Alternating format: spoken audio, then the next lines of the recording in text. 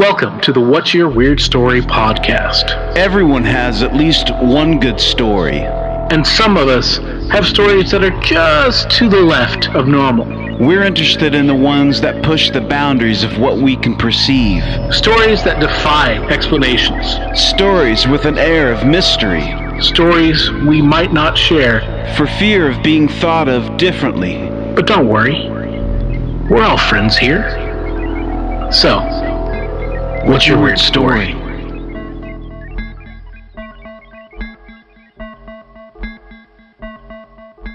Hello, Weirdsville. How are you? I hope you're well. I'm your host with the What's Your Weird Story podcast. My name is Barry Johnston. With me, as always, my friend, my best friend, Mr. Adam Beebe. How are you, sir? Hey, Barry. I am doing well. Thank you for that lovely introduction. How are you, sir? Good. We're into October. Yeah, man. Here we go. Yep, we starting to get a little bit of the drop in the temperature, starting to get a little bit of coolness in the air, getting into the sweater weather.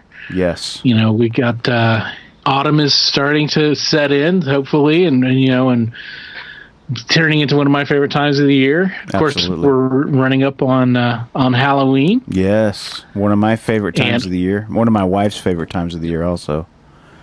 And we're also very close to our live podcast event. Yes. What's Your Weird Story presents What's Your Beer Story.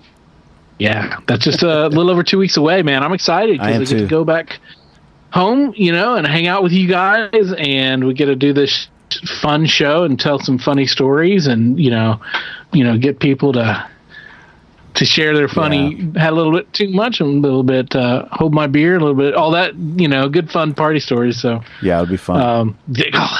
I'm excited, dude, and of course I'm also excited to make my my pilgrimage to El Charro. Yes. Yes. How many meals do you think you'll eat there while you're here? A couple? I would hope a couple, but we'll see. Yeah. I'm only going to be there for about 4 or 5 days, I think. So, and one of them's going to be on a Monday. So, unfortunately, I'm pretty sure they're closed on Mondays. Yeah. You'll get there. You'll get there. I'll get there. Okay. Probably Saturday. Probably do it Saturday for lunch. Good. So good. And then head up to Enid there to get ready for the show, man. We're excited at the brewery to host it. The cool thing is this time of year we're brewing. We got the Oktoberfest. We got a strong ale that is fantastic. It's I think it's a 9.5% alcohol, pretty potent little brew. And then we've got tons of stuff that we rotate. We'll have an ESB, an English ESB on tap. So yeah, we look forward to people coming out and check it out and have fun and tell some stories. That'll be fun, man. I'm so excited. Can't get here soon enough. But absolutely. So today we've got a return visit from my friend Shawn. That's right. You remember Shawn? Yeah. Yeah, and our listening friends may also remember Shawn from one of my favorite episodes where he and his buddies would go chasing after local legends and ghosts and never found a thing, but had lots of misadventures on the path to those destinations.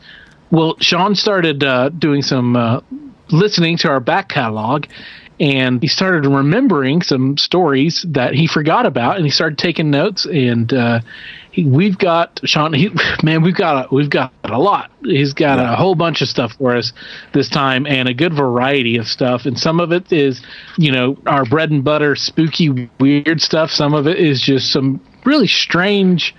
Just strange things, but it's weird. It's all falls in, and it's a lot of good stories, a lot of fun, and a great conversation. So we're very pleased to have Shawn back once again, and welcome back to the What's Your Weird Story podcast. Shawn, tell us again, what's your weird story? After the last time, I listened to. I started listening to your other podcasts, from the beginning, and I still haven't got through it yet. But just listening to everybody else, like, reminded me of so many stories that, and I was like, wow, I can't believe I forgot these, because they did not enter my mind at all last time, but they weren't related to that either. Yeah. These are more what you normally would have. Cool. But,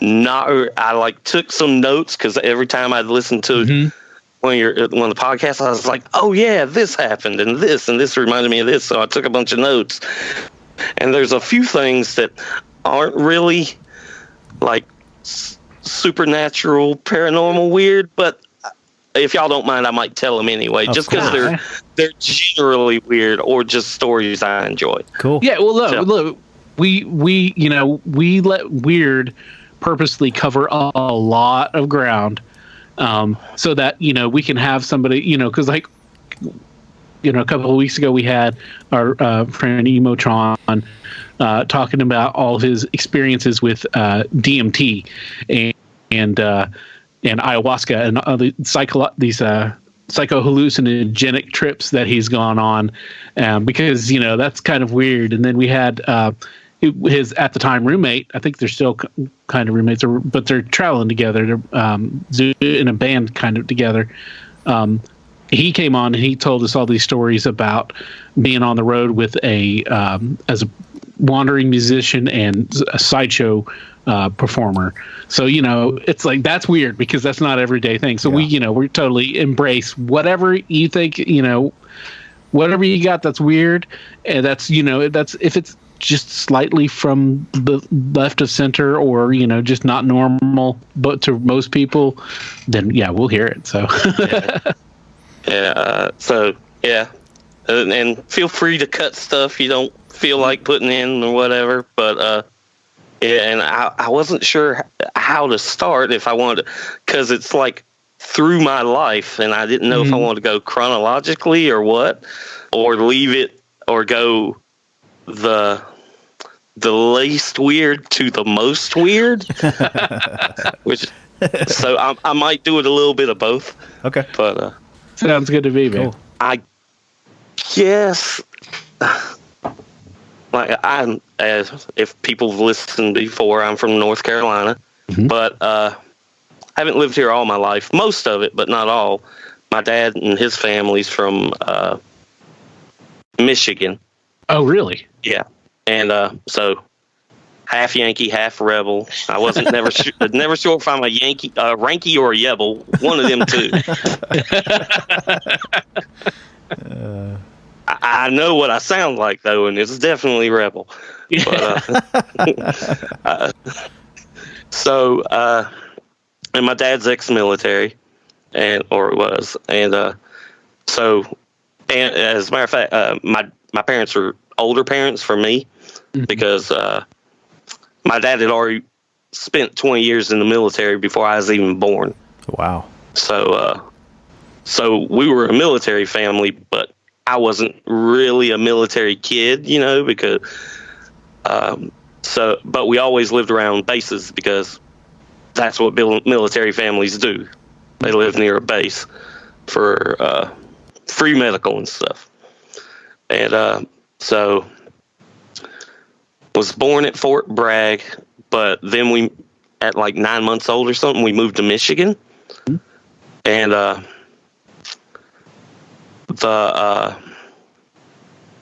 so this is slightly weird, and it's the earliest weird thing I can remember.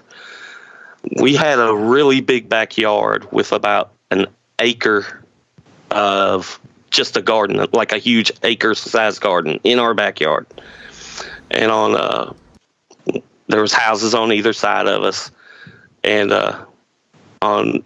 ours was like a weird lot that ended in a point, and one side of it was this like 12-foot tall chain link fence, and on the other side there was a trailer park. And then making the other side of the point was like a 6-foot tall wooden fence, and there was a junkyard on the other side of that.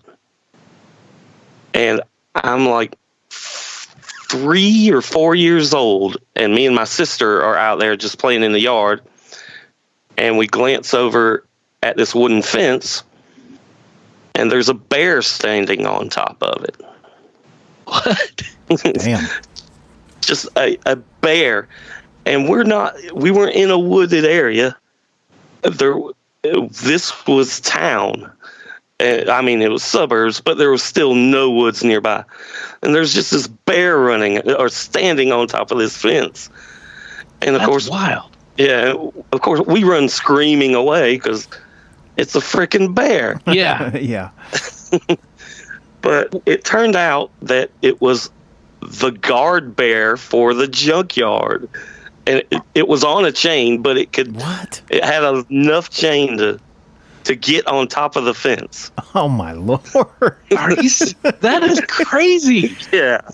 That sounds like something that would happen in Oklahoma. I got to be honest with you. Yeah, but Michigan's got a lot like Oklahoma. Yeah, I know. It does. That's hilarious.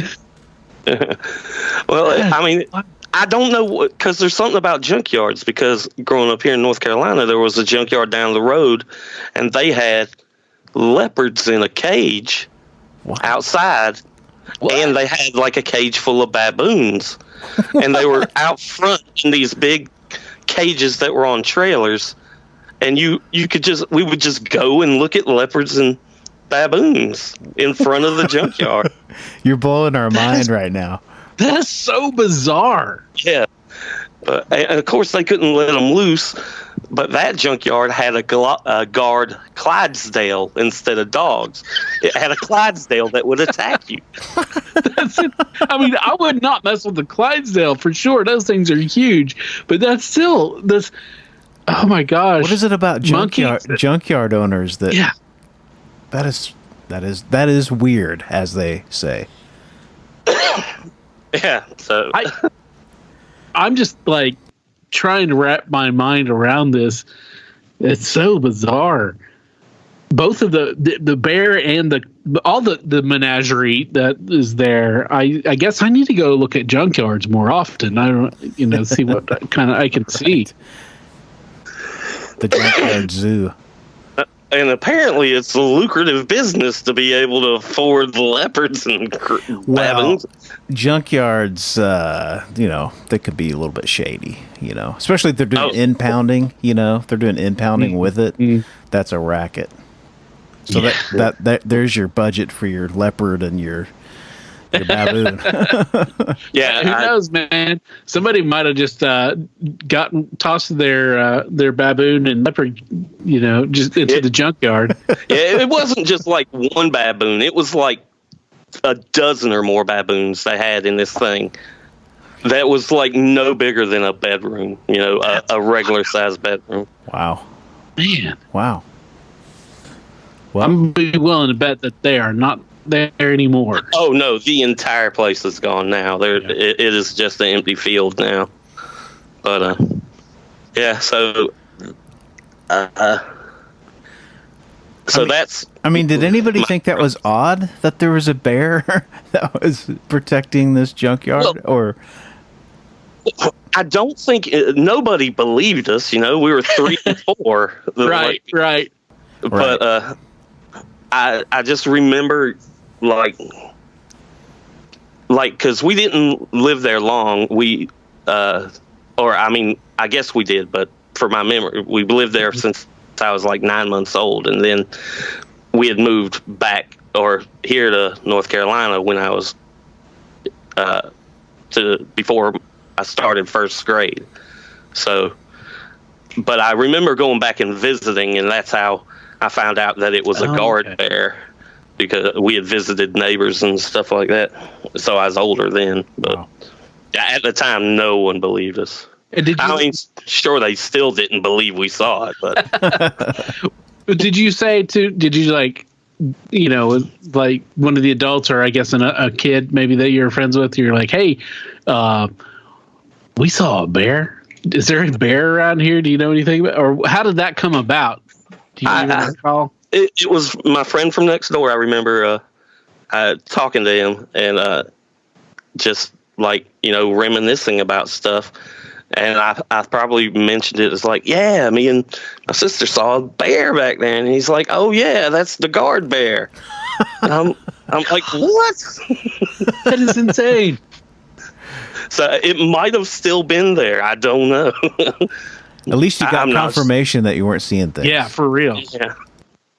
The leopards and stuff definitely were there. I went there multiple times and watched them. Just stand there and look at them. Was it like some kind of like attraction, or was it just that these junk people wished they were in the circus or something, or at a zoo? I mean, it was like an old time junkyard. There wasn't come see the leopard signs, right, as you're going down the road or anything. It was just like you get there and you get out and it's like, hey, I'm going to go to this junkyard. And it's like, where did these leopards? I only knew about it because it was on the exact same road we lived on. And we'd go by it to go to the swimming hole every time we'd go. And you could just see them as you drove by from the road. You're like, is that a leopard? Yeah, that's a leopard. And turn around, go back and look at the leopards. Wow. That's crazy, man. I wonder what kind of like urban legends popped up around those things. Those, there's Timmy got eaten last year by an escaped leopard. Yeah. Being ridden by 2 baboons. Now there was more of that about people getting beat to death by a Clydesdale.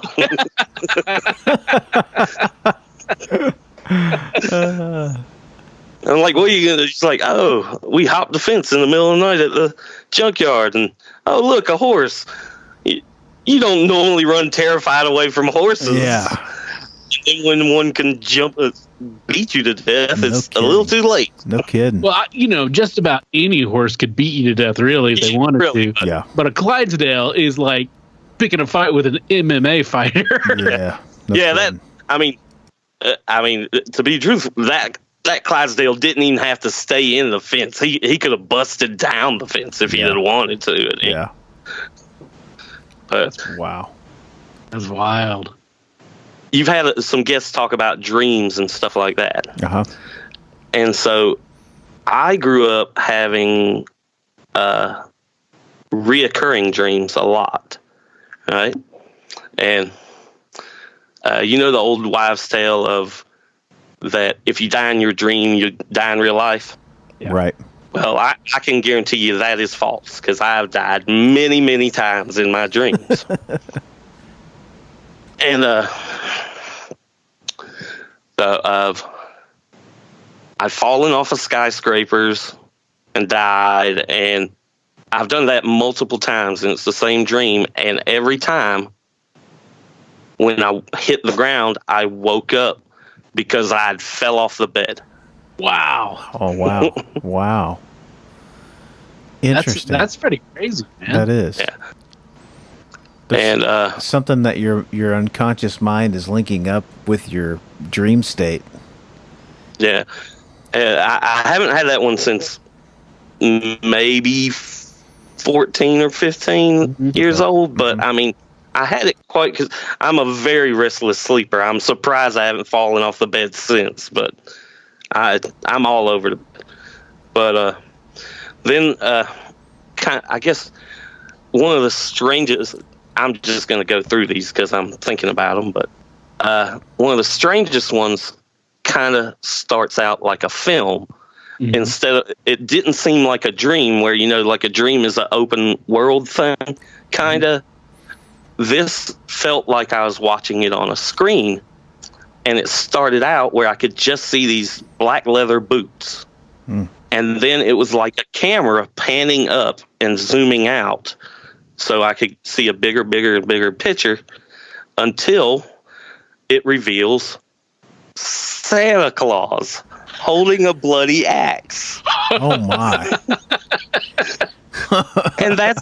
And that's the entire dream. Oh, just wow. that. Wow. And I had that dream multiple times. And how old were you? How old were you when you remember like the youngest you being whenever you dreamt that? 6 probably. Okay. Wow. So that's way before the classic slasher film, Silent Night, Deadly Night. It was definitely I was going to ask what that movie was called. That's right. Yeah. For those of you that have never seen that movie, it's a classic. It's one of the classic horror stories from the 80s. And no, that one's 70s. That was 70s. A lot of people considered that to be the first of the slasher genre. Okay. Yeah. And that was like mid to late 70s. So, okay. That definitely would be. Maybe I saw after 2 or 3. Isn't there? There was multiple ones, wasn't there? I'm sure there was, or something similar. There's definitely plenty of Christmas themed ones, Black Christmas and stuff like that. Yeah. But it didn't really scare me, but I guess it still counts as a nightmare. It was weird. That is weird. Yeah. It's just, especially at 6 years old. It reminded me of like a coloring book I had. Like it was a picture of a coloring book made real with the axe added in for some reason. And the severed head, I would imagine. No, I don't remember the severed head. Did it have a severed head? No, but... I'm just putting that in there. Yeah, okay. he did have a really evil look on his face. It wasn't Happy Jolly Santa. Yeah. Golly. So, and then... the one that's kind of more detailed, and they're not exactly alike, but they had like a common theme, was based around a cabin that my grandparents owned in the Upper Peninsula of Michigan. Which is beautiful, by the way. That's a beautiful area. Oh, yeah. But you talk about going in the woods, that is the woods. Right. There is nothing. Yeah, that's the sticks. Because you're up in Canada there. You're like on the same what do you call that, latitude. You're up in there. And their cabin was on a place called Seven Lakes, Michigan, which is basically 7 lakes chained together by little canals. And as far as I remember, they're named Lake 1, Lake 2. And their cabin up there. Yeah. And their cabin was like on the canal that connected Lake 1 and 2. And it was basically almost right on Lake 2. And when we would go visit, like you go 2 weeks in the summer or whatever, we'd spend 4 or 5 days at the cabin. So I have a lot of memories of the cabin, and they just like work their way into my dreams. And and when we'd go, it wasn't big. There was like 2 bedrooms, a couple of beds in the attic, and then a living room and a bathroom that had a shower. So we'd go with like 8-10 people. Us kids didn't get showers. We got into the canal and took baths with a bar of soap and a cattail. Right. And but the first dream I remember was to go to the cabin. There was this just long dirt trail through the woods, and it would make kind of a U-turn down this hill, this clay hill, and then up to the cabin. But in the dream, there was a ditch that ran alongside the road and then cut across the road, and there was like a wooden bridge across it, which doesn't exist in real life. It was just a road, but in the dream, I'm like walking along beside it, and Jaws comes out the ditch and eats me.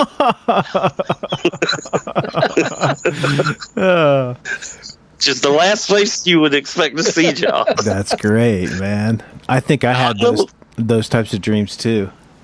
Yeah, not in the lake. He didn't come out in the lake. Just this little 1-foot deep ditch. I think people forgot how scary of a movie Jaws was. Yeah. Golly, man. Even by today's standards, man, it's a freaky movie. Yeah. So I think Jaws ate me at least 3 times in my dreams. That same thing. And I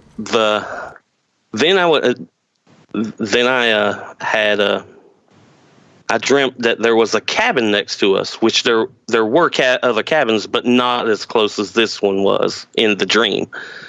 And I dreamt that a little person lived there. Mm-hmm. I remember him just maybe 2.5 feet tall. I can still picture him, white hair, glasses, and he wore like nice button-up shirt and slacks and whatnot, and like he was the same size as me at the time, in the dreams. And mm-hmm. and I just remember I'm over there and talking to him for some reason. This person did not exist in real life, and I remember going to the back door of his cabin and opening it, and it was this long curved hall that was lined with mirrors, and it just like stretched off into the distance. And then all these mirrors started sliding up, and all these 40s and 50s movie monsters started coming out of them. Wow.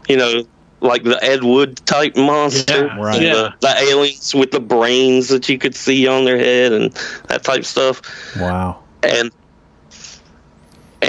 I run out of away from the door and into what would have been his bedroom, and shrink down and run out of a crack in the wall. And when I get outside, I'm normal size. So it was some weird, like Doctor Who-y shit. Yeah, man. That is weird. That's like, it's kind of like fairy tale type stuff too, the weird house and the monsters and the weird little man, who let you in. So bizarre. I wonder what it was that, and how you had this same dream several times. That version was just, I only had it twice, and they were different both times, but it was the same basis. Weird. And the second time,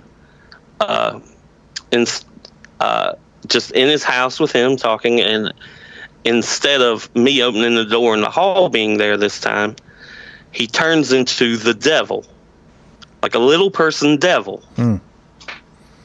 And I run and hide behind a recliner, and he breathes fire on me and burns me alive. And that particular time, I woke up right after that, and I was like tangled in my sheets, and I had like a fever of like 101 or something or other. I remember my mom checking me and just sweating, and like like the fever had triggered him burning me alive or something or another, which is weird. Yeah. Huh. So bizarre. Dreams are just so weird anyway, Mm-hmm. But it's always strange that people can have repetitive dreams like that, or thematically, repetitive type dreams. Because, like, I don't really ever recall having some, dreams that are like definitely repeats, Right. But I mean, obviously these were impactful because you remember them to this day. Yeah. And I definitely can't remember any of the dreams I had when I was little. I can't remember any dreams I had last week. Yeah. Let alone when I was a little kid. So that's the weird thing about dreams, is that they're fleeting, Like mm-hmm. There's you remember them even when you, like for me, even when I want to remember them and hold on to it, at a certain point it just sort of dissipates, and you're like, oh, okay, well, on to the next. Yeah. And I kind of told you all that dream stuff so I could lead into another story. Okay. Which is about deja vu. Okay. And everybody, or most people, can have the feeling of deja vu. Yeah. But where it's like, this feels familiar. That's what deja vu is. Just a feeling of familiarity with something. But for me, every time I've had a feeling of deja vu, I distinctly remember I have dreamt this exact moment. somewhere at some exact time. And and they're not very long, the moments, but I remember that, like, at the time of the dream, I'll be like, wow, that's a really weird thing to dream for like a few seconds. But in the moments, it's like, I dreamt this exact thing right now, every single little circumstance of this. And like the most recent time was like no more than 8 years ago. And I just hanging out with my friend, we're in his kitchen, and nothing else of all that day, we're hanging out for hours, reminds me of it, until he's standing in this one exact spot, leaning on his counter. And then I'm right there in that dream, and I can remember every single thing. And as he's saying it, I know exactly what he's gonna say, and how he's gonna move, and just everything in that moment. And then it's over, because that's as far as the dream went. Wow. And that's happened at least 15 or 16 times in my life.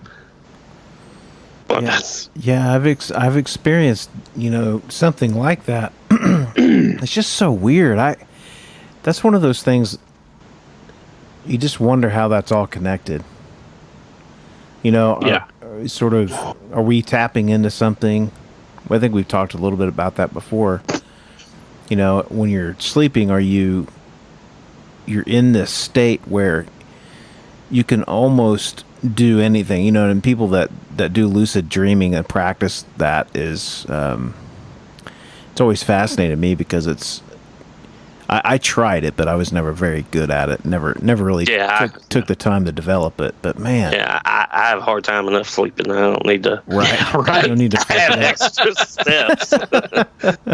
But the thing about this, especially, I remember the dream that I had of my friend. I never knew him at that time. I had not met him. He didn't exist for me then. Wow. But I dreamt him. Wow. And that's how it's always been, like, some situation that I couldn't fabricate in my mind. I wouldn't think. Right. Because, you don't dream of people that you don't even know exist. And then meet that person in life. And, which is funny, because meeting them didn't make me think, oh, I dreamt about him. It wasn't until years later where we got in that exact situation that it triggered me remembering the dream. Right. That is weird. The deja vu. And it's all like your moments that you remember that you have the deja vu with, it's all very kind of like just kind of mundane stuff. It's nothing super. Yeah, it's just really mundane and like everyday moments from life. There's no, other than the feeling at the time, there's no like, wow, I dreamt I should have bought and sold Bitcoin and yeah, man. God dang it. I should have jumped on that train. Amazon early on. Right. Man. That's one thing, if like parallel universes and the idea of infinity, that everything has happened an infinite number of times over and over again, like it repeats itself. And at a certain point, the different planes, the different levels intersect with each other. I wonder if it's some of that. That idea, I'm not saying it's that, but I'm saying that idea where like two parallel worlds are sort of meeting, I don't know, but. Well, I know I'm pretty sure I've seen where they've like proven that some particles like neutrinos or whatever travels backwards through time. So like, could that be influencing stuff like that? Right. But yeah, who knows? as far as like, because we're getting into like quantum physics and string theory and stuff like that, we're still just scratching the surface on all of that kind of stuff. We don't really know, and a lot of that is stuff that we're not gonna understand because we don't have. Even by me, we don't have the relevant background in it, but still, you know, it's like even by trying to explain it, I'm like, shut the fuck up. You know what you're talking about. Yeah, I remember seeing this video that it explains the 10 dimensions and about and it basically goes from nothing to a multiverse. Yeah. Right. And I remember we're all sitting around and watching it, and we get to where they get up to like the 6th dimension, and my buddy Hammer, which Beeves knows, goes, "All right, I'm out. I'm not following any of this anymore." I hung in there for 6, dude. I hung in there. Oh, man. That's funny. It is crazy shit. I mean, and when you start talking about black holes and like, you know, all that stuff and the super collider and people thinking that the world's already ended, and you know, that's what the whole, what is that called, man? Where they, you know, the Mandela effect, you know, it's like we're getting into territory that's just like so like meta, it's ridiculous. Yeah. I do honestly believe that a lot of the Mandela effect can really, really be put down simply to people misremembering things. Right. And a lot of the people I see really speaking out on it, because I watched some quote unquote documentaries. I watched some videos on YouTube and stuff like that whenever I was kind of finding out what it was. And a lot of these people are talking about subtle changes in things that happened that were like, I remember it being this way and I remember it being that way. Right. Yeah. And it's like, I can look at you as this video presenter and see that you were too young to actually remember these things that you think are what have been. You weren't alive when the Shazam, whatever movie that you thought that Sinbad was in, and said, you know, because it was because So it's just a lot of misremembering, and like a lot of people are, Fruit Loops was like, it wasn't spelled FROOT loops. And it's like, no, it's always been that, because that's how you trademark something. Right. That's how you do it. The only one that feels like I remember it one way and it's not is the Bears ones, or Berenstein or whatever. Yeah. Yeah. But when you're reading them, you're like 3 and 4 years old. How good is your memory? Exactly. Right. Exactly.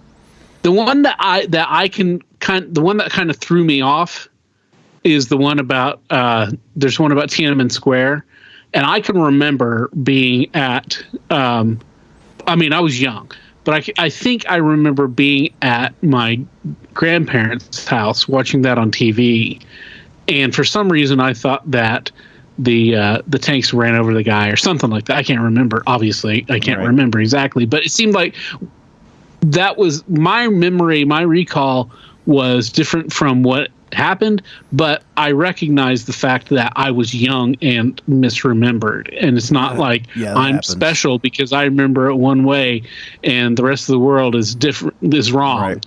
Yeah.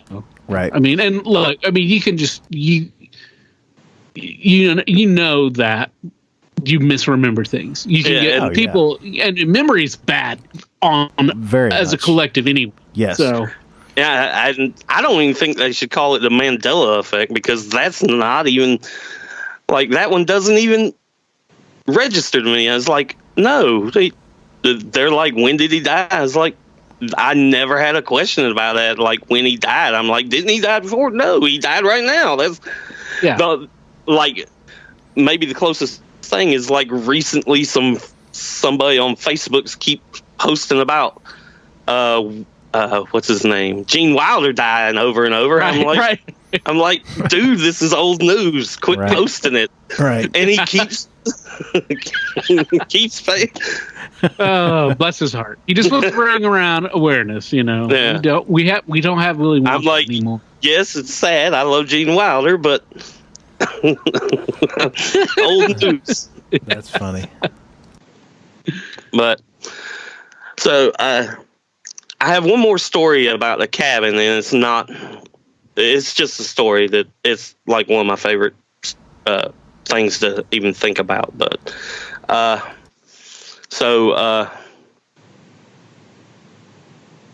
last time I went to up to visit in Michigan, I was 15, and I was pardon my intrusion, but is this the story about how you became a man? No, I don't know if we can put that on the air. No, I'm not sure I've accomplished that yet. But this was the first time that none of my siblings had went with us. They had already gone off and gotten married and stuff like that. So I was the youngest, and so go up there and go to visit, and we go to the cabin and do everything we did. You go fishing. That's what the guys did. I don't know what the women did, but us guys, we went fishing.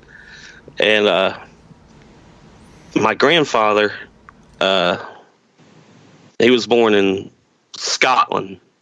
So he's full-blooded Scottish, and they moved here when he was 5. And his dad was friends with Henry Ford.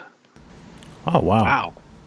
Yeah, so we have a picture, somewhere, somebody's got a picture of Henry Ford and my great-grandfather and my grandfather and Edsel Ford, standing out in front of Henry Ford's mansion. Wow. In front of the gate. That's the Michigan connection then, right? Is that right? Okay. Yeah. I mean, our last name is Crawford. Henry Ford, he was a Crawford. They just shortened his name. That's how. Oh, wow. He's too. I learned something. And if nobody was lying to me, my great grandfather owned the first authorized Ford shop. Wow. Repairs. Wow. Okay. That's cool, man. Yeah. So my grandfather, he grew up working on cars. He's a very smart man. He was an excellent, great woodworker, and just anything he wanted to do, he would learn it or teach himself how to do it. And but he was in his late 70s when I was 15 or so.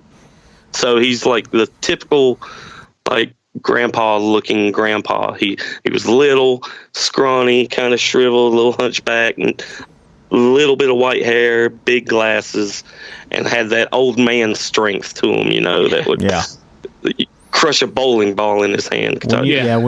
When you're wrenching stuff all day, you get some serious hands going on, some serious grip strength. Yeah, sure. And so we're at the cabin, and I never remember spending a lot of time alone together with them. And because usually, we're just playing, you're kids and you're playing and stuff. You don't think to hang out one-on-one with your grandparents or whatever. And I think this was the last time I did that before he passed away, because he died the next year from lymphatic cancer or something. But so we're at the cabin, and I should also mention that being with that Ford, they only bought Ford products. Right. So my grandfather bought a new Lincoln Continental every year that I knew him.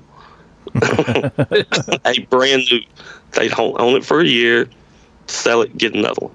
Wow. And so we're at the cabin, and he asked me if I want to go riding through the woods looking for deer. I'm like, sure.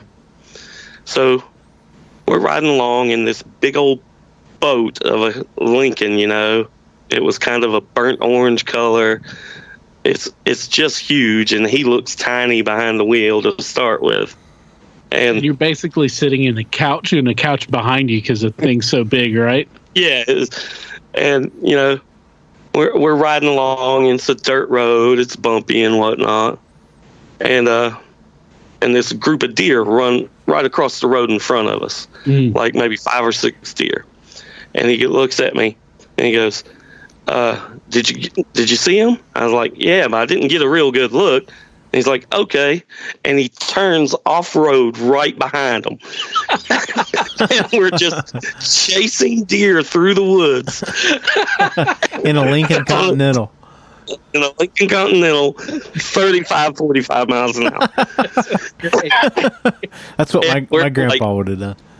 And we're just as close as he could be without running him over, chasing him through these. That's great. So good. And I still remember just like we get back and we pull up to the cabin, and my grandmother comes out, and she's like, his name was Alec or Alexander, but they called him Alec. And he's like, Alec, what did you do? He's like, nothing. We just went looking at deer, and we get around the front of the car, and there's like 2 whole bushes trapped under. Oh, you gotta do what you gotta do. Yeah, man. That's. But I always loved it. I'd have never got that experience any other way, and like. I don't know what made him do it, but obviously he didn't give a shit about that car. He just wanted me to see them deer. That's so great, man. That's awesome. Well, that's a grandfather wanting to impart an experience on his grandson. You know, Sure. It's just like going for it. That's awesome. That's awesome. When I was a kid, my grandfather, he was kind of he was a really funny guy, and I could never tell if he's being serious or not. One time I go get into his car. I'm probably 9 or 10. And we're driving down the road. Everything's great. And I look down at my feet, and there's a freaking, like a nest of fire ants at my feet. The big red ones. Yeah. And I start, trying to get out of the front seat. And I'm like, whoa, whoa, whoa, whoa, whoa. And he's like, well, hey, what's going on? I said, look at all these ants. And he looks down at the floorboard, calm as he could be, and he said, yeah, those are my pets. Totally, just like, I was like, what? And he kept that up. He didn't do anything about it. We went all the way, a half hour before we got out of the car. It was, yeah, you just never knew, you didn't know what to expect from him.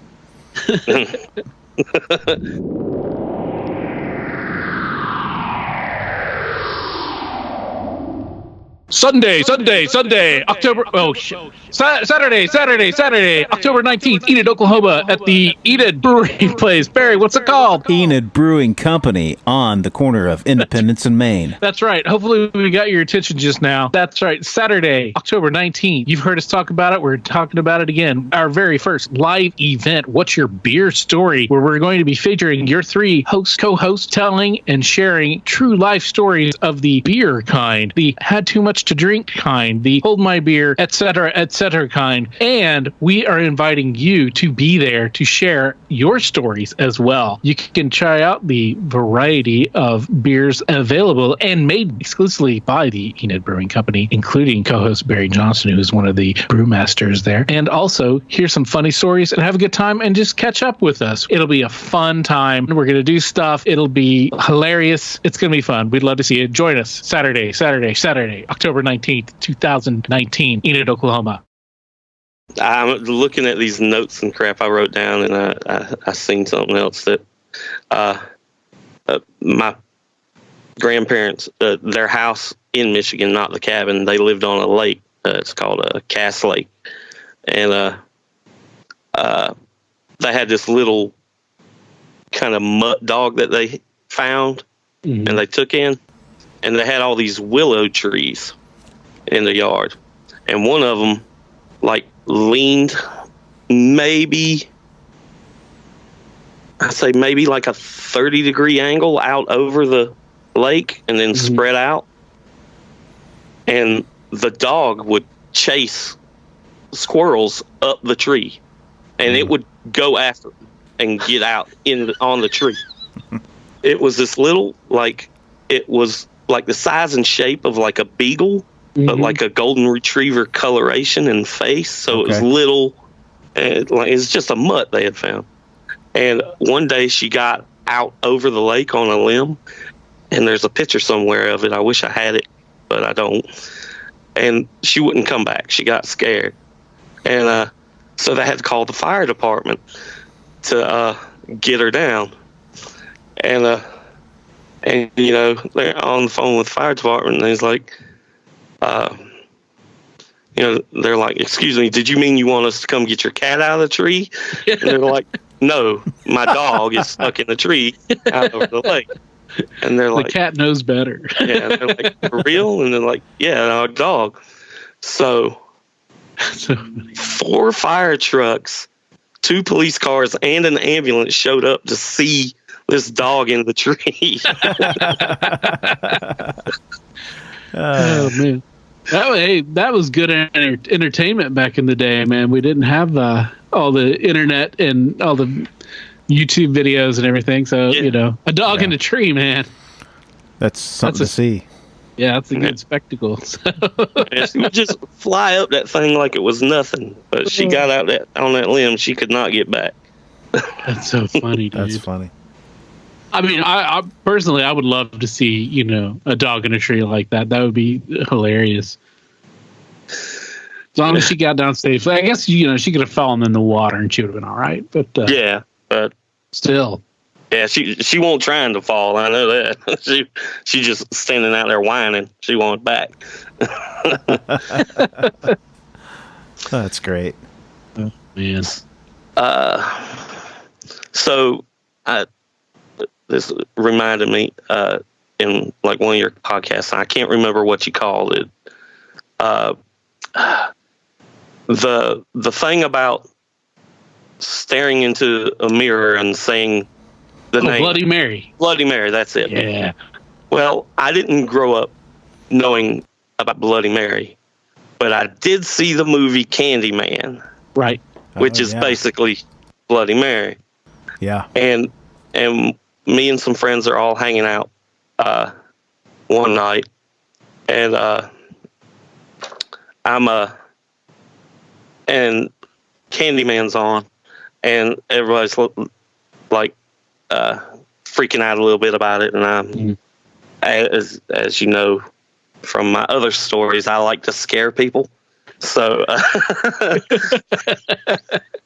so I go to the bathroom. Everybody else is in the living room, and there's just like a long hall, typically as they are, and I'm standing in there in the bathroom staring, and I'm looking at it, and nobody's in there with me, but I'm being real loud, and I just go, "Candyman, Candyman, Candyman." And I turn off the light and throw myself out the door into the hall up against the wall and just like slump down onto the floor. And I scream like bloody murder as I'm doing it. and I'm like peeking out of my eyes, and I can just see like people peeking down the hall with these terrified looks on their face, like, and they see me that no one comes to help. They're just like, that's great. They're just all. Oh man, that's good. So that's all my like basic weird stories, and then the rest are actual weird stories. Oh, so that was just the warm up. So now that's the warm up. Okay, cool. Let's get to it, man. All right, so I'm just gonna go in the order of how little they freaked me out to how much they freaked me out. Yeah. So I want to say I was about 8 years old, living in here in North Carolina, and we had a street light in our backyard. And so we could play in our yard after it got dark in the backyard a little bit because we had this street light. Mm-hmm. So I want to say it's like 8 or 9. It's like full dark. And we're playing Frisbee in the yard. And I don't know who saw it first. but we see a UFO. All right. So now Which makes me feel a little bit hypocritical after the first time on, because I said I was so skeptical when I shouldn't be. But at least there's like scientific reason for UFOs. Yeah. But so we're little kids, we all freak out. Me and one of my friends run down the road and we like hide behind this tree in somebody's yard and we're just watching this thing. Did it have a distinct shape? I haven't asked that in a long time. Yeah. Kinda. So, yeah, we're looking up at it and it's got these red, yellow, and blue lights on it that are like spinning slowly. The lights might not have been spinning. The entire thing might have been spinning. Okay. And you couldn't really see it because, like I said, it was dark. So you could only see its silhouette where it blocked out starlight and everything. Right. But it kind of looked like you took two bowls and stuck them opening to opening. So like that kind of weird bell shape. Mm-hmm. Yeah. And me and my friend, I don't know what everybody else did, but me and my friend were like on our knees behind this tree looking at it. And it came close, man. Like, I don't know how big it was or anything, but I would say it blocked out enough light that it appeared to be at least as big as a car in the sky. Did it make a sound at all? Was it? No sound whatsoever. Okay. Wow, yeah. But, I mean, it could have been bigger than that. I don't know how close it was or anything. You can't really tell from, especially at night. Yeah. And we're just sitting there watching it, and it never came directly over us, but it looked like it might have been over my yard where we had been playing. Wow. And then it just like slowly drifted off behind the neighborhood to where we couldn't see it anymore and didn't see it again. Wow. That's so similar to my experience also. Mm-hmm. That's a pretty common story. You know? It's like one of those things that I think a lot of people experience. I remember whenever my thing was happening, I was trying to lock it into my memory at that time. I'm like, I got to remember this, you know. I got to remember what this is like. And I don't remember all that much about it. Like when you're talking about the color of the lights, I was like, I can't remember the color of the lights, man. But I do remember it just hovering there, and there was silence, just nothing, which was freaky, man. I mean, that. Sorry. No. That to me is what always is the weirdest part when you hear about this. You know, what seems to be a large vehicle or some kind of object. It should be making noise. Lights. It should be making noise. Yeah. And had we not been out there playing Frisbee, because we tended to throw it up a lot, you know, so we might not even have looked up and seen it until it got as close as it did. But did you talk about that with him or with anyone else that was there? You know, I don't remember talking about it to anyone. Yeah. I just remember because until I was listening to your podcast, it had gone. I just didn't think about it. And then when I was listening to it, I was like, wow, I just remember this so distinctly. Right. Why didn't I think about this the last time? Yeah. I mean, it's funny how you put things away for a while. Yeah. Yeah. Especially the things that are difficult to really pin down, you know.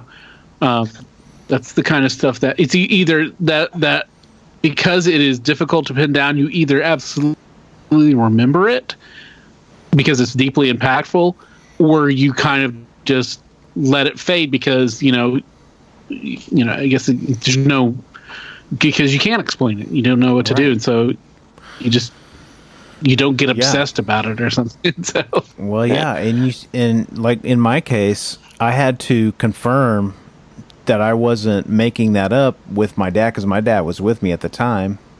And so I was able to confirm that. But over time, I would find myself going, was that real? Like, you know, I don't, because once in a while I'd hear a story and it would make me remember, oh yeah, that happened to me. And then I'm like, okay, I got to make sure this really happened, that I wasn't making this up. You know, because sometimes we were talking about memory before. It's like sometimes your friend, like there's a story in your past that you could swore happened to you or it happened to somebody different than what it happened to. But then you go tell a story and then your friend's like, dude, that wasn't you. That wasn't that person. That was somebody else. You're like, really? Right. I remember it that way for some reason, you know? Yeah. And eventually, like, you start telling your other friends' stories as your own. Like, I remember. No, that was me. That's hilarious. Yeah. Yeah. Of all the weird stuff, the aliens I find more plausible than anything. Mm-hmm. Yeah. I mean, there's still like no proof of it right up until we storm Area 51, but right. Which we strongly urge against. Please don't do that. Well, you know, I'm joking. Yeah. Well, by the time this comes out, that event should have occurred. But when was that? There was going. I think it's the 20th. Okay. Of this month, yeah. Yeah. There was going to be they were going to, as a kind of like, hey, let's not do that, let's do this instead. They were going to have like a music fest out there, but they canceled that music fest because and I saw this on the news earlier, because of the quote potential human disaster or disaster of humanity or something like that. But they're just like, basically they don't want to be a fire fest in the desert near Area 51. Yeah, or accidentally get nuked, you know? Oops, sorry guys. Yeah, exactly. You're too close to the fence. Man, you just accidentally stumbled upon all this mustard gas we were storing out here. Oh boy. Yeah.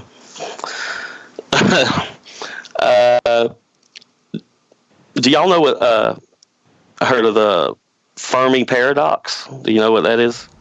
I've remind heard me. of that. Yeah, it's a formula.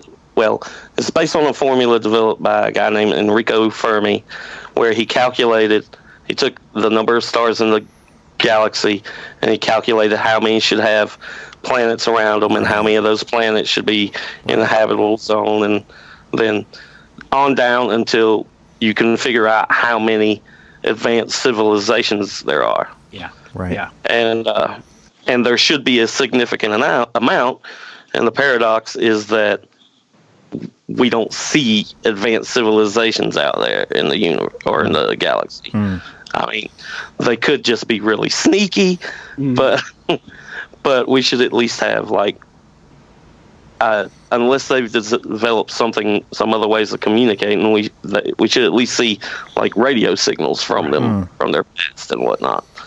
Yeah. So that's a tricky one, because it's if the universe that we live in is infinite, you know, and the amount of travel, you know, I was watching a thing on, what was the satellite that they sent out in, when was it? The 70s? Voyager? Was that it? Voyager? Yeah. It's either Voyager or Viking. One of the two. It's still going, you know, it's still going, and they're, you know, talking about the different things that it's seen. But man, it's still like, it hasn't even left the solar system yet. It's just it left the inner solar system. Right. Yeah. Who knows, man?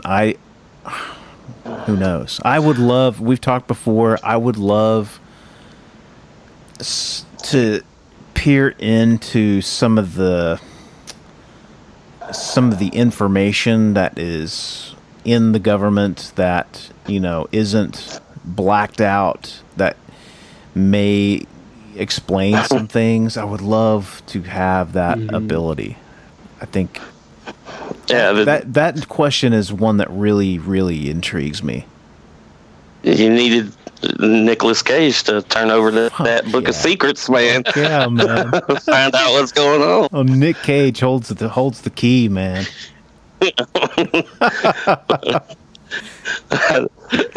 The reason I mentioned the Fermi paradox is because I recently learned of this thing called the Great Filter, which is supposed to be kind of a theory of why we don't see aliens, advanced civilizations in the universe. And so what the Great Filter is some kind of roadblock in evolution. And there's either two possibilities. Either we haven't passed the roadblock yet, or we have. And you don't know where in evolution the filter is, like, because it's got to start out, because life might be very rare, and we've already passed the roadblock. Like the roadblock could have been life developing from non-life, or it could have been single cell organisms developing into multi-cell, or big brains, or industrial age. Any one of them things could have been where the roadblock is, and we've passed it. Right. And if we passed it, then we're probably okay, and we're probably the first civilization to pass the filter. But if we haven't passed it, then that's all the other life in the universe hasn't passed it either. That's why we don't see them, because they find this thing that kills us all off, be it nuclear war or us depleting our planet of resources or something like that. And that's why we don't see aliens, because there's just something that stops us. And they said if we find life on other planets or even on some of the moons in our solar system, that's bad, because that means we haven't passed the filter yet. If life is that abundant, and we probably never will. But if we don't find life, it means we probably have passed the filter and we'll be fine, which is really weird. It's amazing that we've, as a human race, we're so drawn to the stars. Yeah. You know? And like I said, there's no way to prove any of it unless it happens that we do go and manage to colonize our entire galaxy, and then, well, there's also to take into consideration that with all the theories and about outside Earth, about the extraterrestrial things being outside of Earth, and us comparing, we're comparing what we know to what we don't know, to imagination, right? Yeah. So we only have our human point of view and ability to look at how we would, we have our imagination, and we can use that to exercise what we can and speculate about other possible civilizations, advanced civilizations, or otherwise out there. And so that can be problematic, because as we know that humans especially have a history of putting ourselves at the center of everything and making ourselves the most important of everything. And that may be, if we do have advanced civilizations out there, they may be avoiding us. Yeah, of course. Well, and that raises a bunch of other questions too, because with the advancements in technology,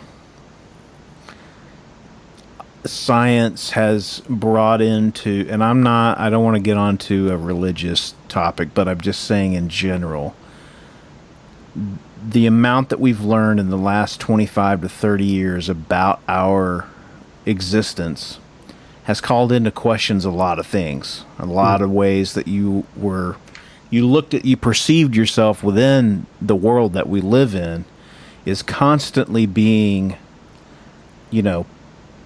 questioned. What is the purpose? Why are we drawn to look outside of ourselves? Of course, there's people, and there's a large contingent. I know there's a large contingent of people that are against NASA and against space exploration, and why should we give a shit about any of that stuff? I mean, that is, I guess that is all in the eye of the beholder, but to me, I see a lot of good things that can come out of it. And if anything, letting us know that we don't know anything about anything. We are very, very, as much as we think we know even less. We know just a small fraction of what's supposed to be out there. And look at our brain power. We only use a fraction of our brain for whatever reason. We're not able to unlock the full capacity of the brain, maybe for good reason. I don't know. But it's just something that I think is interesting, and the more that we learn, especially the stuff about the black holes that's been coming out in the last year and a half, 2 years, we've actually photographed black holes. We know that they exist. We know that they exist at the center of pretty much every galaxy that could be out there. It's just fascinating stuff, man. Yeah. Well, we still know so very little. that's on top of everything. That's what I'm trying to say. All that for that. Yeah, y'all might even have said it on here. I can't remember what author it was that said that sufficiently advanced technology would appear as magic to a less advanced race. Our phones, man. I mean, God. Yeah.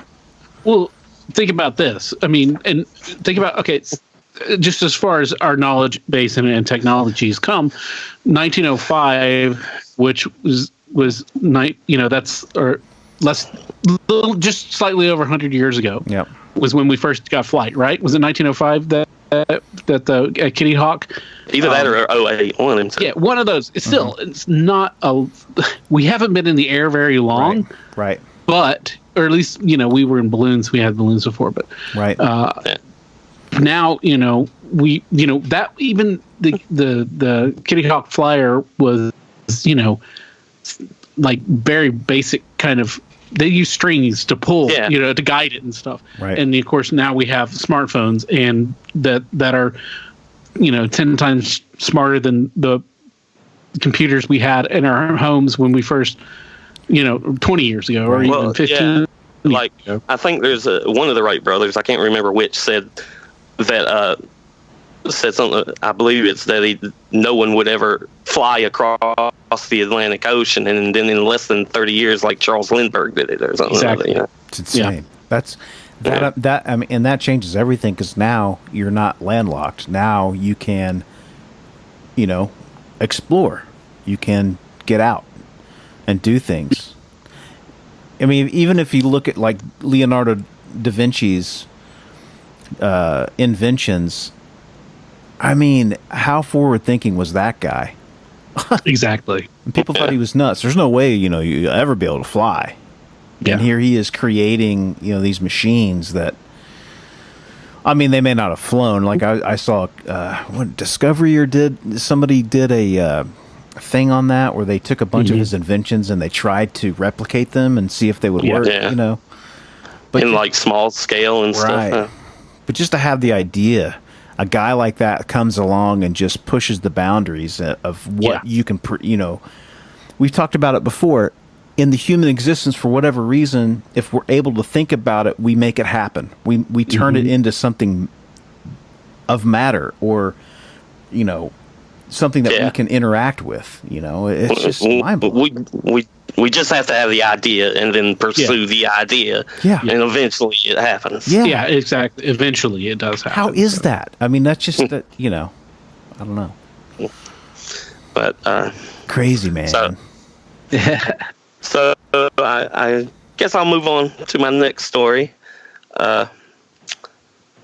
I want to say I was about 10 years old, and somebody got a Ouija board from somewhere. Uh-oh. All right. So my cousins lived across the road from me. It wasn't in our subdivision. They just lived across the road, and they lived in a trailer, but there was this big old barn there as well that they used as a garage, or could have been the garage, except they never used it for that. So we're in the garage. There's a table out there. We have the Ouija board on it. It's me, my sister, who's like a year older than me, my cousin Roger, his brother Eric, and a friend of my sister's. And we're trying out this Ouija board. And so we're all standing there. We got our hand on the planchette, and it starts doing its thing, and it's moving around.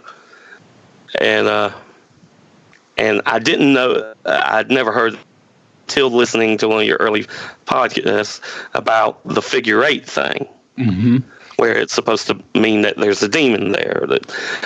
We just thought it was like a holding pattern.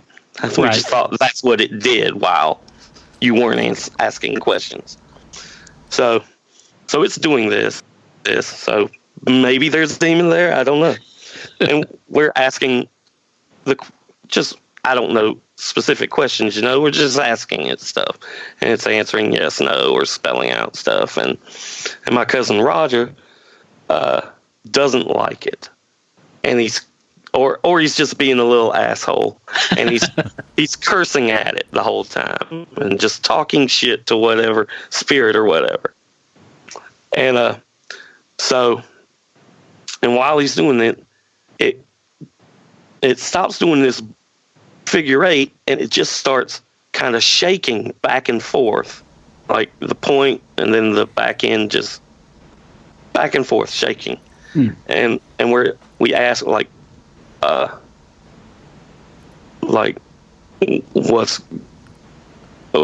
is that? And it just spells out rattlesnake, like it was imitating a rattlesnake or something.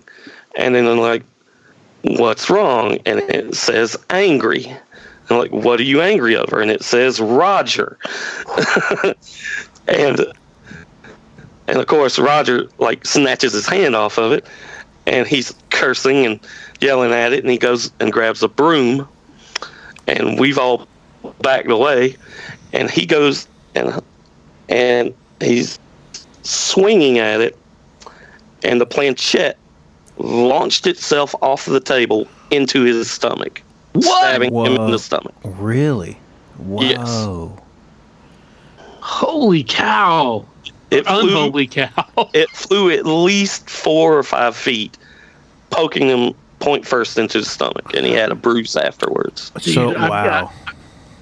I had the chills and goosebumps just growing and growing as that story went on. So you're sitting there one minute, you got your hand on this thing, and then the next it just flies out and hits him in the chest. It was more like around belly button area. Okay, stomach. Okay, just stabbed him in the stomach. Wow. We were all standing around. There were no chairs. We were in this garage, and as soon as he went away and grabbed the broom, he's raised it up, like he's going to hit it. So we all back off. And he did hit the board, but the planchette had already flew off the thing before he hit. Oh man, that's wild. Freaky. Yeah. Whoa. Is that ever talked about? Have you talked to him?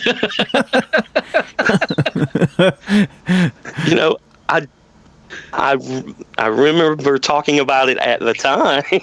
Golly, man. And I want to say we mentioned it a few times. That is freaky.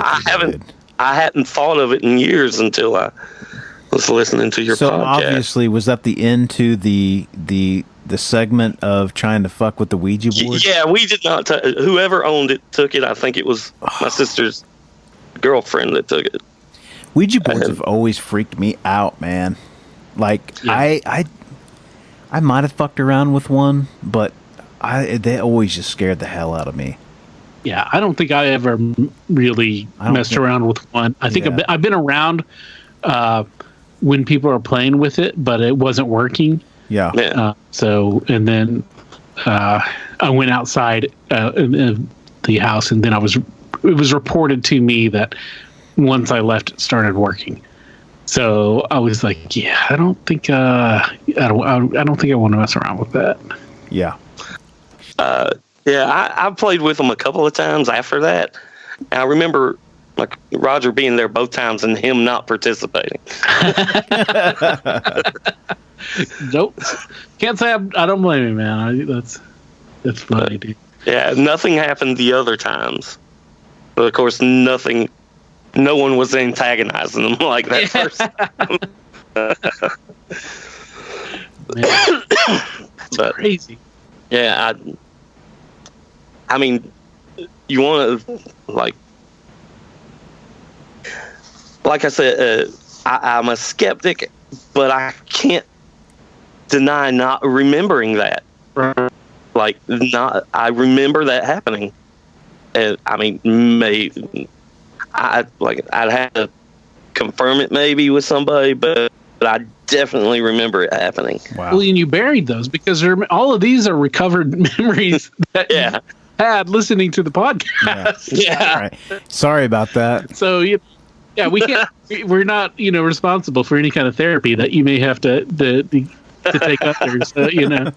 So, but thanks for sharing. Yeah, I'm not traumatized by it. So I got one more, and like I said, these are in order of disturbingness to me. So this is the last and the most disturbing to me, and it happened relatively not that long ago. Okay. Me and my mom were living together again. She had been living with my sister, and their house got foreclosed, and my mom's like, I ain't staying here. I want to, what do you call, housing that's not going to go away anytime soon, Permanent residence. Yeah, she wants a permanent residence. And she's like, Shawn, will you move in with me? I'm like, sure. So we move in together. And we had been staying at one place, and the landlord had got indicted by the IRS. We opened the door one day, and there's like a warrant for his arrest on our front door where he owes like $1 million in taxes or whatever. Ooh. So my mom doesn't want to stay there anymore. She's like, even though she called the government and they're like, well, what do we do about rent? And they're like, well, just don't pay it. And I'm like, finally, the government says something you can they're agree like, right. They're like, don't pay them. And I'm like, oh, awesome. No rent for, and my mom's like, no, I don't feel good about it. We got to find another place to stay. I'm like, what? This is how you save money. Right. So anyway, we move, and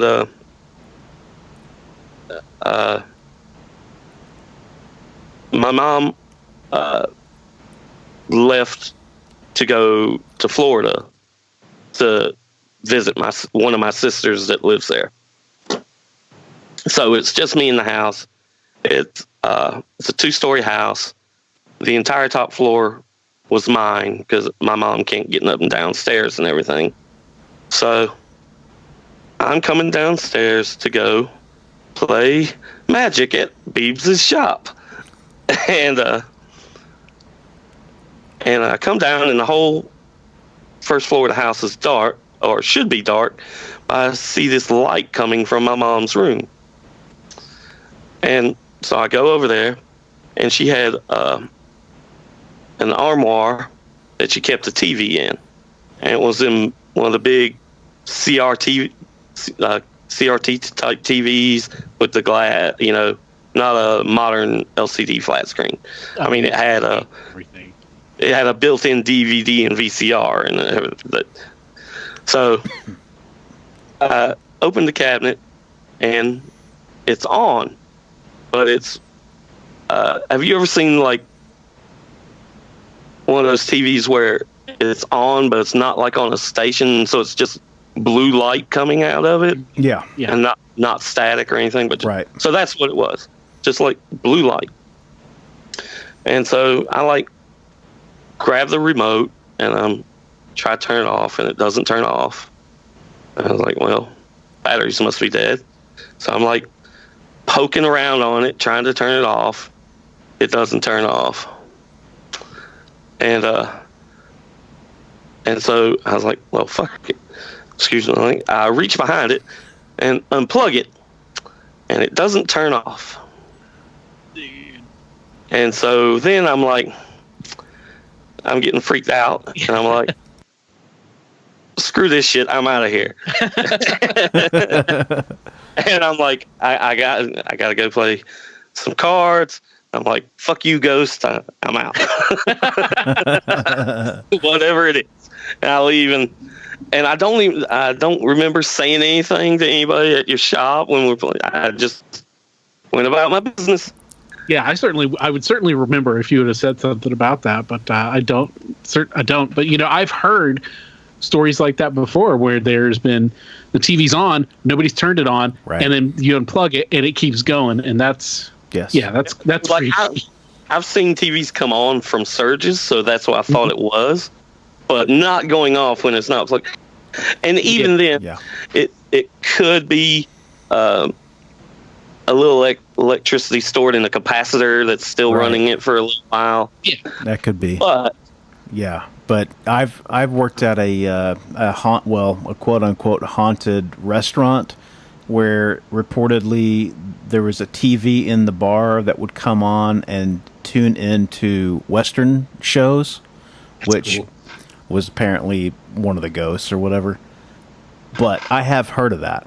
Of TVs coming on or not shutting off, or there's no telling. I don't want to find out. The thing is either the next week or the week after. Same thing. My mother hasn't come back from Florida yet. And I come downstairs. I'm going to Beeves to play Magic, and I notice that it's doing it again. The light. I see the light. And I go in there. I open the cabinet. Try the remote. That does nothing. I try the TV. That does nothing. I go to unplug it, and I'd never plugged it back in after the first time. Oh, what? God, what? Oh my God, dude! And that time I ran out of the house. So if there were any residual energy left in the TV, like if it had a battery of some sort, it would have been out by then. Yeah. Oh, yeah. Yeah, there's no way. Wow. And we only played cards like once a week, so I know it was at least a weekend or more in between the time. Oh my God, man! Did you ever tell your mom that? I did. As soon as she had got back, I'm like, "F your TV." Did she say anything that she had the same thing happen to her at all? No, I don't think so. Oh my Lord! And we don't have that TV no more. Wow. Damn, dude, with that, man, that I don't even know, man. That's crazy. That's so freaky. Yeah. And I'm surprised you didn't say it, especially after the second time. I'm surprised you didn't say anything.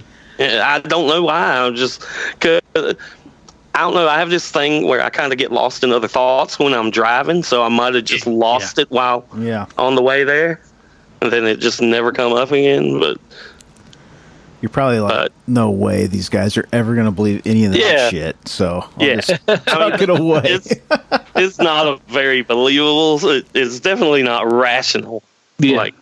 Like there's like you maybe explain it the first time, but that's second time. There's nothing I can say about that. That's poltergeist start shit. Yeah. You know what I mean? Wow. That was a scary movie too. Oh, Yeah. God. That movie, along with, a lot of those movies from back then, just haunted me. That first poltergeist was freaky. I hated the scene with the maggots coming out of the meat. Oh, God. Yeah, that one, that freaked me out for a long time. That one stuck with me. When that movie was on, that was one of those first movies that they had on HBO. Right. And back in the day, man, they only had like 4 movies on HBO. Yeah. So like, and I may have talked about this before, I don't remember, but like they would have that and The Incredible Shrinking Woman and like a couple other things. And they would just play them over and over and over again. And my sister was obsessed with Carol Ann and Poltergeist. She was obsessed with the little girl, and she was obsessed with the movie. And she was just about that age, or maybe a little bit older, but she would also get right up on the TV and watch it, like the little girl in the movie. And that always freaked me out, dude. There's nothing scarier than seeing the back silhouette of the little girl staring at the snow on the TV, and she starts talking to, and the voices start. It's like, oh man, little kids in movies like that creep me out. The one that scared me the most was Salem's Lot. Salem's Lot, yeah. And I wasn't supposed to be watching it, because I remember I'd just gotten up and I went to the bathroom, and I guess it was at commercial or something, and I come back and I'm walking behind the couch. My parents are watching it, and it's at that point where I can't remember if it's the little boy or the woman floating, whichever one of them floats at the window and goes, "Let me in, let me." And I was like, "Oh, time for bed. Get the hell out." But yeah, that one freaked me out for a long time. Yeah. Wow. Hated that. Like, I see no other horror movies. Like, I grew up just loving like Friday the 13th and Halloween and slasher movies. Yeah. They didn't bother me at all. Well, they were Freddy bothered me a little bit. Yeah, because he can't run away from Freddy. Right, he comes to you in your dreams, man.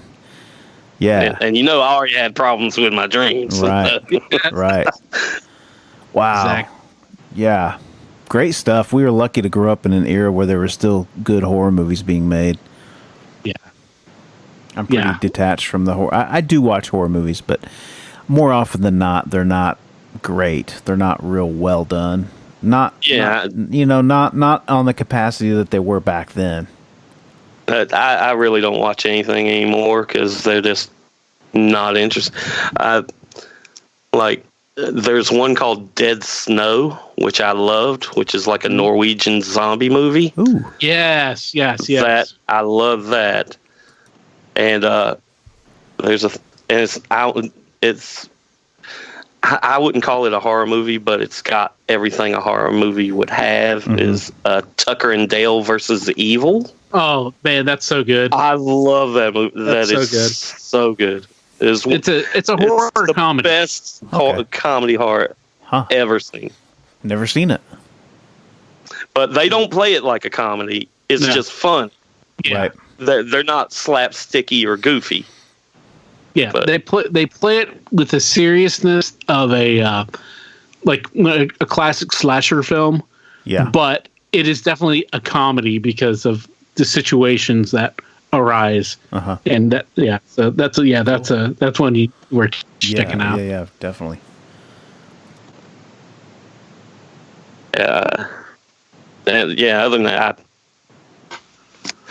I'm kind of looking forward to that Rob Zombie one, 3 from Hell, because I really like that House of a Thousand Corpses and whatever the other one was, Devil's Rejects. Yeah, right. Yeah. But, well, he's old school, man. Yeah, his stuff feels old school. It doesn't. Yeah.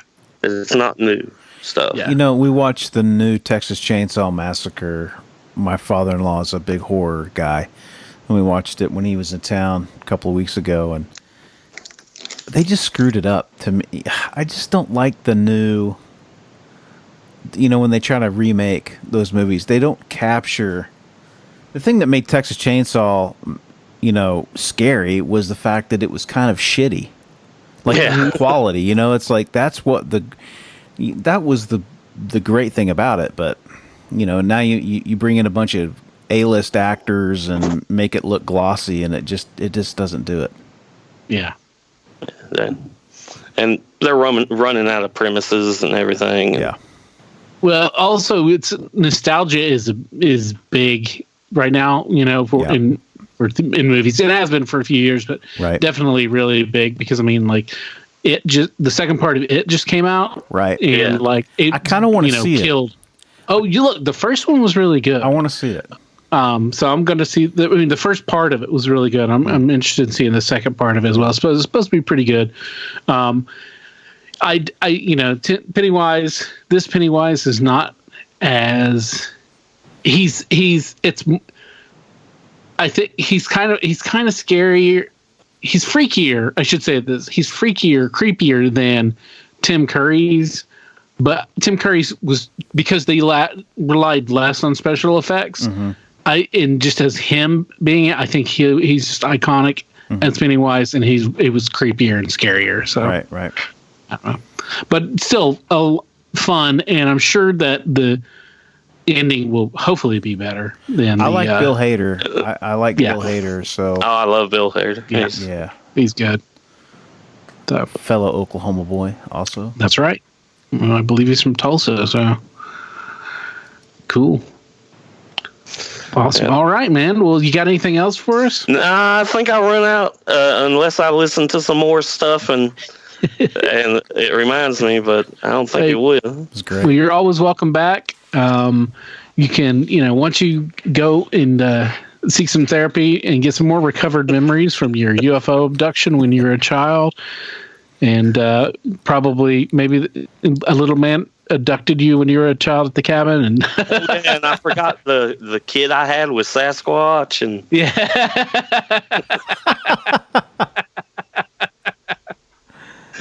oh man, that's for Hub. We'll have to bring Hub. Yeah, we'll save Hub for that. Thanks for coming back on, man. Those are some great stories, and just goes to show you that sometimes you listening and hearing stuff, it will unlock the stories that you've got stored in your brain and you're hadn't thought about in forever, and then there you go. Hey, that's a nice t-shirt you got on there. Oh, thanks, dude. It's brand new. Do you like that? It's one of the official What's Your Weird Story t-shirts. Where'd you get that? It's funny that you ask. I just got it off the brand new Spreadshirt.com site for the What's Your Weird Story podcast. There's no www. You just go straight to shop.spreadshirt.com/what's without the apostrophe WHATS hyphen YER-WEIRD-STORY, and that'll take you right there. I mean, you can never own enough clothing. Well, it's true, Barry. There's t-shirts for the ladies because they're cut differently. There's hoodies, which are really cool. There's two different kinds of hoodies, and there's also tote bags, so you can tote your stuff. That's so cool, man. So if you guys go out to spreadshirt.com, What's Your Weird Story, currently there are 2 designs, but there will be more going up very soon. So just keep your eyes out for that. And if you decide to get one of our shirts, tag yourself on Instagram to ours or Facebook. Show your love. Show us what you got. Let's see your true colors. It's where to begin. We've sat there looking at each other for a couple of seconds in silence. It's like, where to begin, man? Yeah. Good stuff. I mean, great stuff. And that just goes to show, that once you start talking about these kind of subjects and, hearing and listening to the stuff, you start to remember things and it starts to bubble up, from your memory where you've got it all down there on the bottom. Maybe it's suppressed because it's bad, or maybe it's just clogged up by a bunch of college, beer and bong water. Who knows what it's down there for? But it's coming back up, and you get to share these memories and have them. And Shawn just, man, he brought it. Yeah. He took notes and he brought it, and what a great variety of stories, man. Here's a guy that thought that he didn't have any weird stories or any ones that sort of panned out to be weird, and then he has a revelation, and he's like, oh my gosh, I do have some weird stories. What about the bear that used to protect the salvage yard? I mean, that's a weird, dude. That's a it's weird like story. A guard bear, man. I mean, I've heard about how they used to have circus bears, and people would, and stuff like that. And some people had pet bears, which are not a good idea. But a guard bear is just crazy. That's bizarre. That's crazy. It is. And a guard Clydesdale, right? Yeah, and a bunch of other exotic animals just hanging out. I mean, what in the world is going on around there? Got to be money and junk, man. Yeah, that's all there got to be to it, Right. And then all those crazy reoccurring dreams, and dreams I are can't cool. really Dreams think, are cool like that. Dreams are because a whole other. I don't dream like that. I don't think I may have had maybe one or two reoccurring dreams throughout my life, but I don't remember them for sure.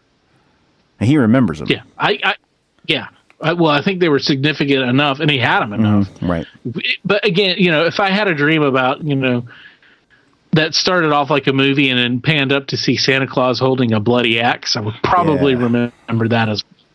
That'll get your attention. But sometimes I'll have recurring themes in dreams, Right. And I think that's probably more common, about flying or having your teeth fall out or something like that. I don't know. But I definitely don't really have anything that I can solidly say are reoccurring dreams. And then he also had the ones that were kind of like deja vu, or I guess it was pre-deja vu, precognitive maybe. Right. Where it led to that sense of deja vu. Mm-hmm. I'll tell you, I always have the sense of vuja day, which is the sensation that you've never experienced this before. So, hey, that's an old. Deja vu is a weird thing, and when you've had it, it's when you're experiencing it, it's so strange because in that moment that you'll never be able to replicate that feeling. Like you're feeling that thing of like, I've done all of this before. I could tell you the next thing that I'm going to do, and then I do it, and then that happens, and then this happens. It is a strange thing to experience. I've heard some scientists say that deja vu is, I haven't heard this myself, but I've read where some scientists or, doctors, scientists think that this sense of deja vu is your brain registering what's happening before your conscious brain registers, understands it. The signal is getting caught in traffic a little bit, right? Yeah, it's like a delay, right? It's or lag on a computer, right. or something like that, right? But still, that's a theory. They don't know about deja vu. They don't know weird. about the whole thing's weird. So your brain filter is just a little off. So I mean, I don't know, man, because like Shawn was saying, he had it so far in advance, right? He knew that. So, well, the world and the universe is a strange thing. We talked a little bit today about quantum physics earlier. It's one of those things where your perception of reality is only your perception. It doesn't mean that is the reality that's going on, and that could play itself out an infinite amount of times in a bunch of different layers of the universe that we can't see. Mm-hmm. That stuff is just mind-blowing stuff. And the deja vu thing, for me, it touches on some of that, sort of the mystery of the universe and our existence is sort of, weaving itself in and out of our life. And we're able to maybe catch up to it, or I don't know. It's weird. It's crazy stuff, but it's intriguing. Yeah, for sure. But also his mother, I was gonna say, one of my favorite pieces of this thing was his mother's TV. Yeah. That's just weird. That is freaky. Yeah. That is goosebump inducing, man. That is just bizarre. Bizarre, because like you said, it could have turned itself on. It could have been some kind of a weird surge in that old type of TV, because it was the tube type, and they kept charge. Right. It could have been that if it turned itself on, but a week later. Yeah. And it did that. Still on. And it's unplugged. Amazing. Oh my God. Yeah. That's just weird. That is just weird. I would have probably left the house and never come back. I'm not. That kind of stuff that you can't explain is woo. Man. And of course, my favorite probably, aside from the Guards Clydesdale, which just still blows my mind, but the UFO story, man. Man. I love it. I love a good UFO story. Yeah. Especially when you kind of forget about, I wonder if he was abducted. Well, yeah. I mean, it was so similar to my experience. I mean, it was just eerily similar. Yeah. The fact that he was observing this thing that was completely silent, very, very close to his proximity, especially with what we're hearing now with the government, the Navy, right, admitting that the UFOs that are caught on film, they can't explain it. Because I believe everyone that's been on and has talked about that, they've had an experience like that. I believe that they had. I believe that what they saw is what they saw. Yeah, for sure. And I will throw in that where Shawn lived, with Goldsboro, where he and I lived for a time, there's an Air Force base right there. Yeah. So, but again, we don't have the technology to make big things like that soundless and move without sound and stuff like that. And especially that, that was probably, 30 plus years ago that he's talking. Right. So, that was, that in the early 70s, mid 70s, that was definitely not, we didn't have a lot of silent running type of stuff. So, it's just, it just rings of truth, just rings of like, yep, that sounds. It's plausible. I guess it's not a UFO anymore. It's a UAP. Right. So we have to get used to the new language. Right. So. Right. That's great. Yeah. I mean, everything he talked about was great, and it's great to have him back. Yeah. Good to talk to him again. He's such a great guy, and has great stories to tell. Yeah, and tells them well too, man. Cool beans, man. Well, I guess we'll go ahead and we'll wrap up this episode, and get prepared for next week's episode. And I'm going to start, mentally preparing myself for the my pilgrimage to El Charro, and for the live event thing, whatever, but mainly for El Charro. So, but again, we thanks everybody for listening, for being part of the show, being part of Weirdsville. We're always looking forward to talking to you guys, hearing your stories, and what may be not weird to you may be weird to other people. What may be normal to you may be completely strange. We're so we just, if you got something, you got an inkling, maybe you got something, you can just, shoot us a message, or just say, hey, I've got this maybe story. We still want to hear it. We still want to talk to you guys. We love hearing from you. We love, interacting with you, in the interviews and conversation, and on the social media platforms and all of that stuff. And let's talk. Let's have a conversation. Let's get weird. Let's get weird. Yeah. Within, reason. Within the law. Within the law. Within, yeah. Well, maybe not. We'll see what happens. Okay. Be open. We're judgment free. That's one of our things for sure. And we're open to all sorts of things. So hey, Careful for what you wish for, dude.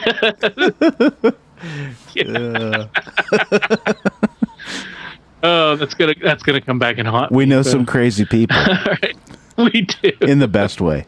Yeah, absolutely. That's why they're the best. So, all right. Well, thanks for listening, everybody. Have a good week. We will see you next week with some more stuff. Next week, we got another friend of mine from my Goldsboro days, and he was a pilot. He was a tanker pilot in the Air Force, and he's got a really cool story about a haunted plane. It's going to be good. And it's good. It's good. It's got a lot of history to it, and he did some more research on it and stuff, and it's really cool. So you guys will really enjoy that. And that's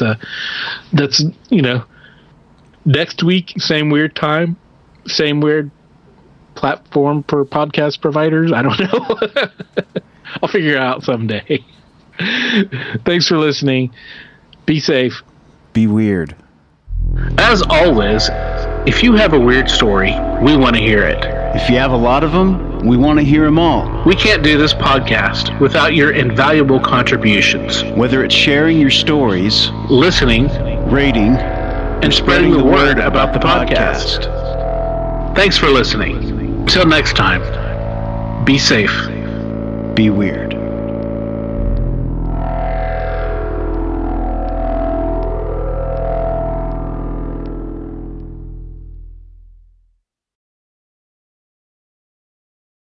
The story is presented on the What's Your Weird Story podcast.